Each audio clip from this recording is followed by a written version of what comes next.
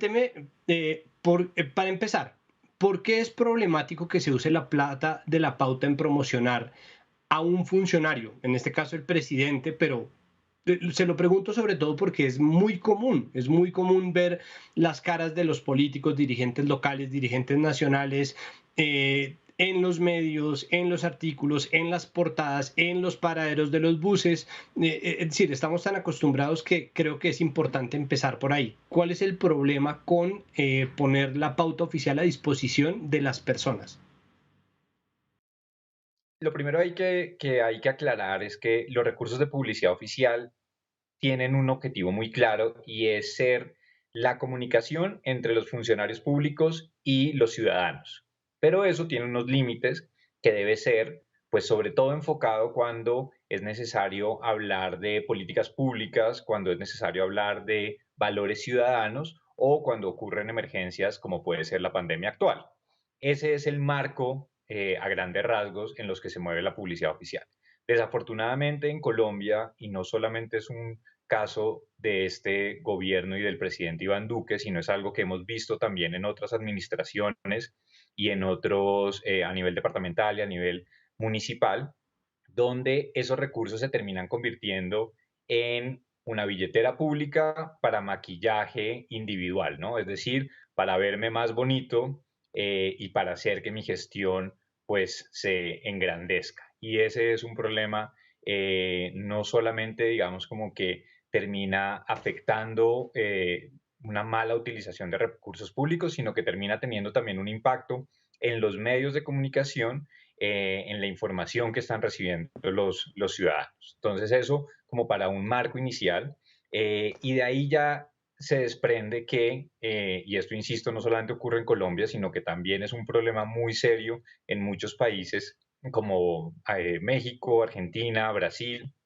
y por supuesto Colombia, donde pues cada vez es más común que este maquillaje pues nos cueste cada vez mucha más plata. Y eso es además también como una manera de engrandecer ciertas gestiones o de posicionar muchas veces una voz oficial en medio del debate público.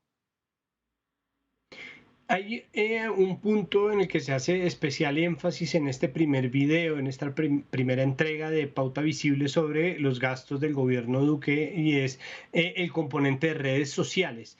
Me gustaría que me hablara un poco más sobre lo que se encontró en términos de lo que estaba haciendo, lo que está haciendo el gobierno para monitorear influenciadores y qué enseñanza pudieron haber sacado o qué resultados pudieron haber tenido de la plata que gastaron en monitorear el contenido o las opiniones de personas que están a favor y en contra de ellos.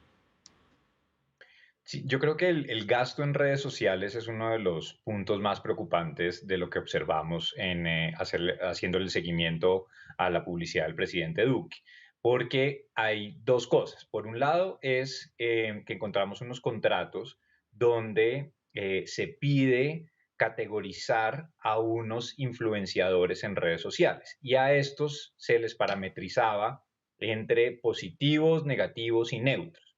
Es decir, que hay un ejercicio de monitoreo a qué se está diciendo y quién lo está diciendo en redes sociales. Y eso pues tiene muchas implicaciones que deberían ser debatidas ampliamente, ¿no? Y creo que desafortunadamente nos estamos acostumbrando a que ese monitoreo en redes sociales y a esa categorización, como digo, de poner etiqueta de este es opositor, este es positivo, este es neutro, pues es muy peligroso, no solamente por los antecedentes de violencia que hay contra la prensa en Colombia y no solamente por el momento que vive el país, sino también en general porque es intoxicar el debate público, ¿no? O sea, que las redes sociales no puedan ser ese espacio de deliberación libre, ¿no? Y espontánea, sino que eso pase a estar mediado con recursos públicos por unos intermediarios, pues es sumamente complicado. Y eso es, yo creo que, digamos, como lo más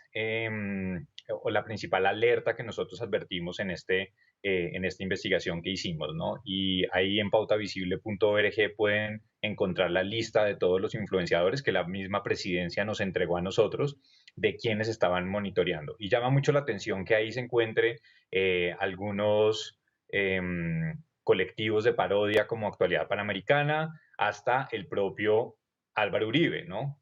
Y a gente y a ministros del gobierno a quienes también se le está haciendo seguimiento.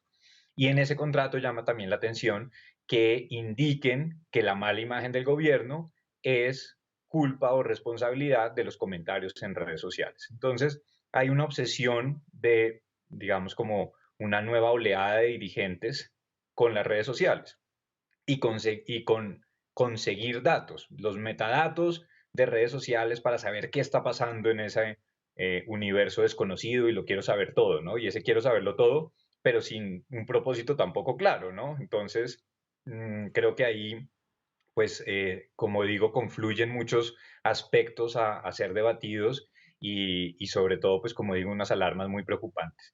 Y el otro punto que me parece que es clave de redes sociales, más allá que es el principal rubro, ¿no? Más de 7.000 millones de pesos en 2 años, que sin duda marca una diferencia con otras administraciones, porque pues su obsesión, como digo, es las redes sociales, pues ahí también encontramos unas campañas que llaman mucho la atención porque responden a unos contenidos de un medio de comunicación. Entonces, y el ejemplo está así, y además así lo encontramos en el informe de gestión que nos entregó el DAPRE, y es que la revista Semana hace una nota diciendo que el presidente Iván Duque recibe críticas porque no sabe freír patacones.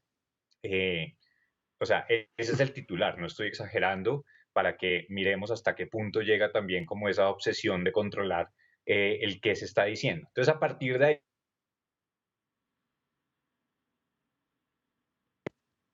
millones, que se llama Soluciones no agresiones. Entonces, la presidencia y el presidente entienden que ese titular es una agresión y que por lo tanto, pues tienen que empezar una campaña para desvirtuar eso y para contrarrestar eso. Entonces, no solamente no le da espacios a la crítica, que pues, digamos, entendiendo que esto sea una crítica, ¿no?